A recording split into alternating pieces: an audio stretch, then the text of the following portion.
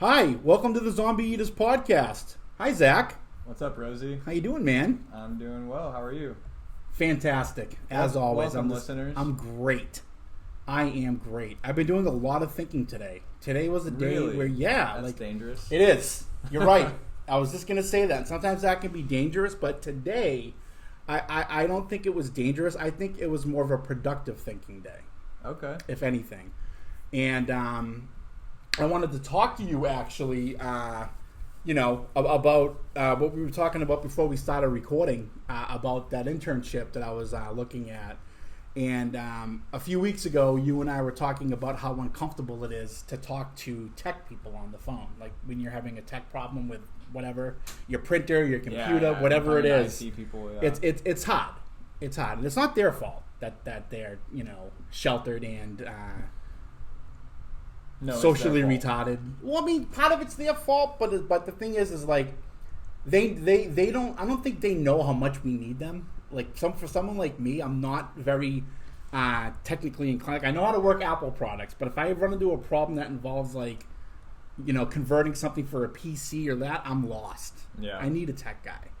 Well, another thing I learned today is that with the major that I'm in and the internships I'm applying to, they're not very social people either. Like people who have been working, like they get very excited and they get very emotionally invested in the conversation when you're talking about what they do, environmental policy, and the ecosystem and how to stop global warming. They are eco nerds, and I'm not. I love that stuff, but I'm not. You're just not there yet. I'm not there yet, and I don't want to be there.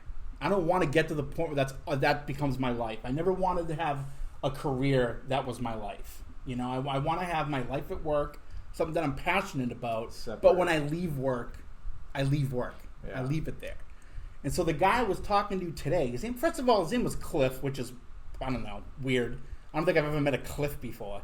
Yeah. And I was talking to him, and I'm trying to ask the guy questions about the internship, about what my school would need to do, what I need to do, and he was just all he knew how to talk to me about was what he does for work, what his job entails. That's it. He's like, well, here, this is what we do, and I'm just like, okay, yeah, I know, I read it on the website. That's why I'm applying. What do I need to do on my end? And he's like, oh, you probably have to talk to let's see here, and I'm like, hey, is there somebody else I can talk to right now? Everyone's at lunch. And I'm like, I'm not surprised that you're not with them. In my head, you know? And I'm going to try to call back tomorrow. He said I need to talk to the head of the department. Her name is Gail. Gail and Cliff. So, I don't know. That's Michigan. Yes, and they're based out of northern Michigan. Yeah, they are an hour from the Canadian border, which is fine, which I'm used to, living in Syracuse. Yeah. I'm fine with that. I have no problem with Canadians. It's just that I think of this guy when I was talking to this guy, Cliff. I'm picturing a guy with one of those hats, like the nature guy hat, and the shorts, the cargo, and the pulled up oval, yes, or olive shorts that can tell you what that plant is, yeah, why you can't eat it, or what that berry is, and why you can or can't eat it. And I'm just like, fuck, man, is that really what's gonna happen? But I'm thinking to myself, I'm like, no, that's not what's gonna happen. I'm not gonna be a field guy. I'm gonna be working within local government. Yeah, I'm gonna be like someone on the bureaucratic side that's trying to give these people the means they need to fix the environment. Yeah, but I'm still gonna have to talk to them about. I'm still gonna have to deal with them. Yeah, to understand where the money is. Yeah, right. So I just feel this is gonna be very hard for me to explain that to these people. I'm not here to be a nerd. Right, I'm here to right. Give you the ability to be a nerd. The thing is, I have no problem with people are nerds. Like nerdy people, I love talking to intelligent people. Yeah. But just not one-track intelligence. Yeah. So, I could do that, or I could just say, fuck it, and go be a gigolo down in the fucking dirty shores somewhere, I don't think... I think those are my options. Those are your only two options. As far as I know. You gotta keep searching. I'm not going to be able to do anything with my government if I decide not to work with my degree. If I decide not to work in government, you don't have to go do specifically that. No, I mean that's another like thing that I think I could make not as much money as working in government, but a good amount of money. Yeah. You know, because like the dirty whores on those dirty shores down in New Jersey, you know, a lot of them, their husbands were dead or murdered. You know, in the streets, wherever, probably underneath the boardwalk in Atlantic City. Mm-hmm. So I got all this money and nothing to do with it. Go down there and fucking be a little G. You know, just.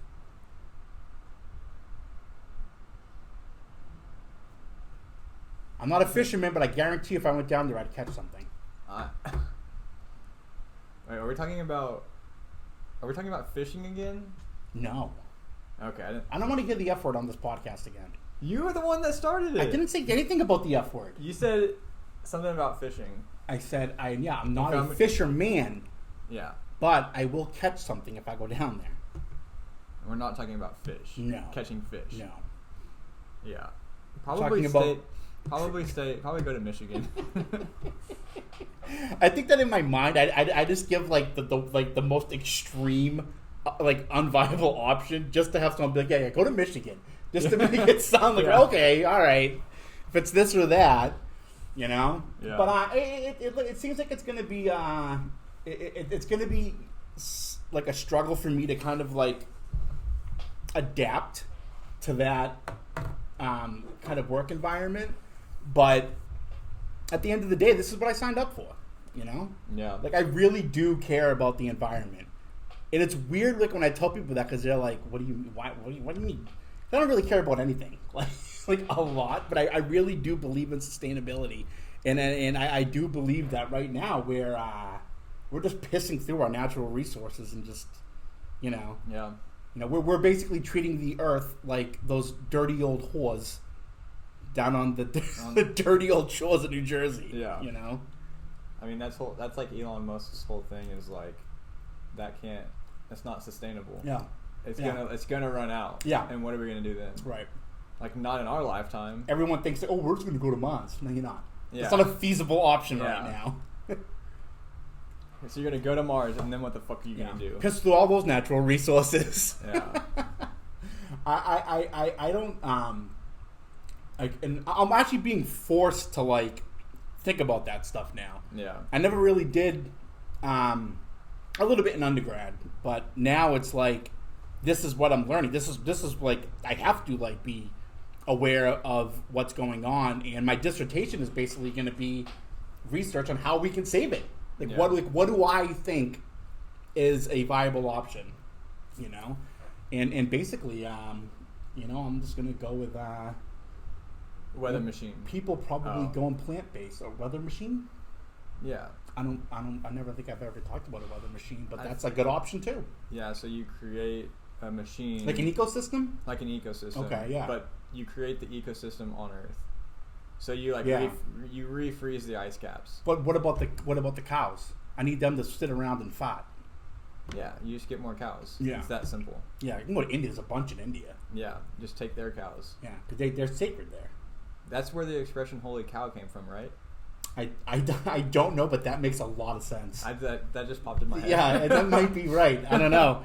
You know, I really don't think that Indians have contributed anything positive. Like, I'm not talking about I'm talking about Indians for India, not like the pejorative towards Native Americans.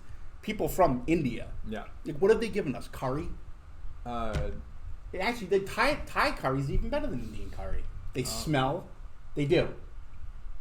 Yeah. This isn't something that's. I'm not being racist. I'm not being prejudiced. I'm not being rude. Indian people have a unpleasurable odor. They have beautiful women. No, they don't. With the thing. The bindi. With the thing. Are you talking about the mat? That's like a Islamic fundamentalist. That's not an Indian. Oh. You're talking about like Hindu? What the hell are you talking about? They have something. They gotta have something. They have the bindi. Yeah. Oh yeah. Remember Gwen Stefani used to wear one of those? Wait, no, it's a white bitch from Anaheim. She wore it on here. No, she wore it on her forehead. What? Yeah. She's from Anaheim? Mm-hmm. And she's white. Why is she wearing that? Who's married to a Hindu man? That's a good question. You should ask her that. Because she's a fucking hipster. That's probably pretty accurate. Why else would a white person wear a bindi? That has no ties to India or Hinduism. Yeah, I couldn't answer that. Right. I bet she couldn't either. Probably. Probably not. Yeah. When is it acceptable to poop and or pee the bed? Wait, what? When is it acceptable to poop and or pee the bed? When is it acceptable? I mean, when you're a child. And then, like, in my experience, it's like, whenever drugs were involved. You think that's what makes it acceptable? Yeah, you're just like, oh, well, you're fucked up. You know? So it's accepted, but it's like frowned upon, you mean? It's like you accept it. But how many times, though? After, like, the third or fourth time, it's like, dude, what the fuck? You know? Yeah, I mean, I don't think it becomes acceptable, like, as a given. Like, it's always acceptable when you're fucked up no matter how many times it happens. I think after, maybe after a while, like... Not even a while, like the second or third time, I'm like, dude. Depends on if you keep doing around the same people or not. In my experience as an alcoholic, people who aren't alcoholic tend not to keep a person around who see them piss the bed or shit the bed the third or fourth or fifth time. Yeah. I think it's acceptable if you lie about a preconceived, like a pre-existing disease you have, or like a something you have, a condition. So then people will be like, oh, okay, maybe they'll be empathetic towards you. Yeah. Yeah. So then that way, you don't have to ever worry about getting up in the middle of the night. You can just stand up and like pee all over something. And so you get up. Not get up, kind of maybe just lean over the bed and just piss on the floor. So then you're pissing on the floor. Yeah, but someone get on the bed. You poop the bed. But what I'm saying is, I think that's the only circumstance that it could be that it would be. Well, no, this is one circumstance where I'm looking at the bigger picture here, where like if you can get, let's say that you're on vacation, you're staying with some friends that you know live in your hometown or whatever, and you come back and you're like, hey guys, you know, since I moved to California, I have this condition where, you know, I can't control my bowels when I'm sleeping, or my bladder, and I might pee the bed, but I brought some plastic with me. And then like they're like, oh, okay, I guess put plastic on the bed, or I don't know, like I don't want you peeing all over my stuff. I'm like, you know, it rarely ever happens, but then you just like get it in their head that it's a medical condition. You don't have to get up while you're there. Yeah, they expect it. You trick them. Yeah, little manipulation, little poop pee manipulation. Mm-hmm. Yeah, and this is all just a plan so that you don't have to get up and use the restroom. Yeah, I mean, let's say I get up. Let's say during the week I get up once a night to go to the bathroom. Mm-hmm. This is real life. Five times out of the 7, I stub my toe. Okay. And I'm sick of that. So I just want to find a way to manipulate somebody so that I can piss all over their shit or shit all over their shit without having to stub my toe. Wouldn't it be in your circumstance, it would be your things that you would be pissing or shitting on? Yeah. Because you're sleeping in your room. But I wouldn't. But the thing is, I'm not going to do it. I'm not going to like convince myself that it's acceptable here. Yeah. Because that's my bed. Right. I bought that bed. Yeah. It's a lovely bed, and I don't want any. You don't want to poop. I don't want to poop or pee on it. Yeah. I don't want to have any poop or pee problems in there. Yeah. Plus, it stinks. I mean, what if you were just like, hey, like, you could just tell somebody, like, hey, like, sometimes I pee the bed, and sometimes I poop the bed. Then they're gonna ask questions. You tell them about a pre-existing condition, they don't ask questions. Or you just be like, I don't know, it just happens. Maybe that would work in Missouri because people seem to be kinder in the Midwest. Mm-hmm. They like don't want to ask questions. Can't pull that shit with my friends in Boston or New York. They're like, what the fuck do you mean, dude? What do you shit in the bed for? You're not fucking no. You're not staying here. Get the fuck out. I'm buying that. Yeah, that's you true. know, people in the Midwest would probably be like, oh, okay. They accommodate. I have a pen.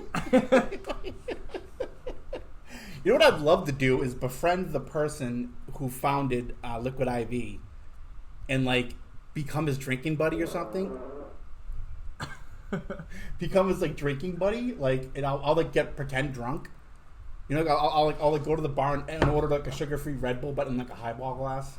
Create the illusion I'm drinking, and then go to his house and just shit all over his shit, and then like leave a note. Should have sponsored me. Yeah. Love Rosie. And then you should do that. The website. I feel like that's possible. I feel like it's possible too because this guy looks like he's desperate for friends. Are we gonna put him up on the? I'm gonna show you what he looks like. He looks like a fucking dope. Let's see. Here we go. I don't want this fucking bullshit. Where is it? Explore our mission about About us or something. Yeah, then we. Oh, here we go. Support wholesale. Where the hell is it? Mission. Science shop. Oh, you know what I'll do? Liquid IV founder. There we go. Yeah, this guy. Brandon. Oh, he's a Jew? Oh, that changes everything. Fuck. I can't be mean to this guy. We gotta stop doing the Land of the Anti-sponsor now. Even though he is clearly a fucking hipster. Yeah. Fuck. He's part of the tribe, though. And it sounds like you're in a conundrum. I am. I'm in a what they call in the Jewish world a bit of a pickle. I'm in a bit of a pickle here. That's from the Jewish culture? Jews love pickles.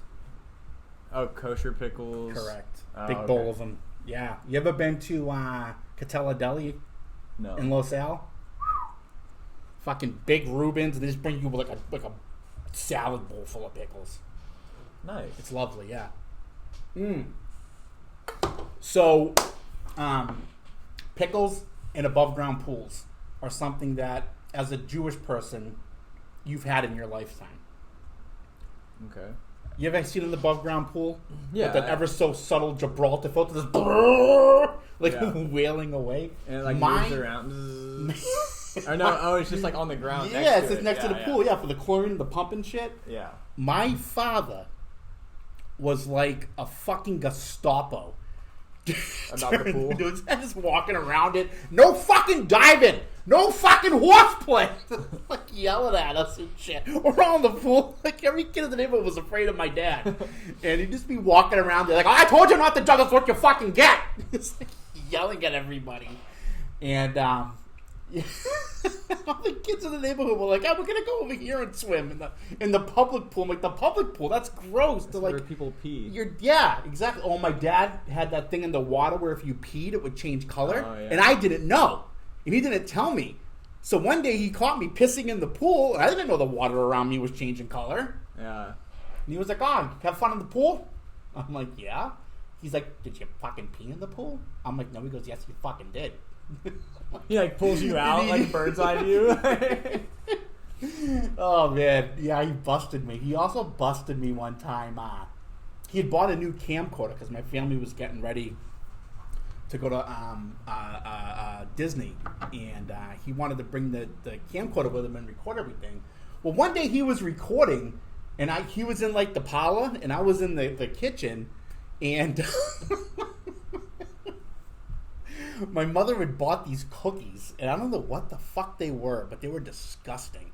And she had them in the jar on the counter, and I opened up the jar, and I went in, and I bit into it, and I'm like, oh, this is gross, and I threw it back in there and like pushed the cookie jar away. And my dad, like 10 minutes in, he goes, "Oh, can you come down here, Rosie?"